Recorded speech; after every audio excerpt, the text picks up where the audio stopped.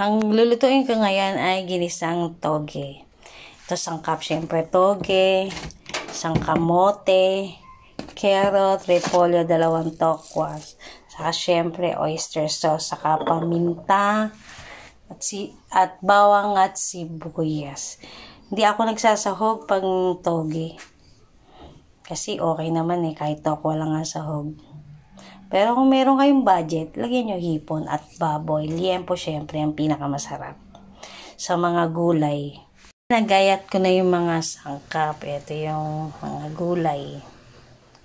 Carrot saka yung kamote.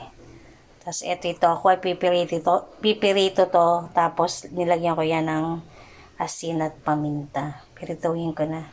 Ng bawang at sibuyas. Tapos ito yung kamote. Ayan, gisayin lang natin mabuti. Pero nilagyan ko na yung paminta. Tapos sa kabilang kawali, nagpipirito na ako ng tokwa. Hintay lang natin siyang maluto. Lagay ko na yung toge at repolyo. Tapos lalagyan ng oyster sauce. Hindi na yung lalagyan ng tubig. Lagyan ko ng oyster sauce. Siyempre, laging dato puti ginagamit ko. Pati pag marinate ito, ang sarap Yung dato puti pang marinate, pang barbecue. Sarap din yan, saka magic sarap. Tapos lalagyan ko yun din yung pamintang crack. Yan, luto na. Patayin na natin.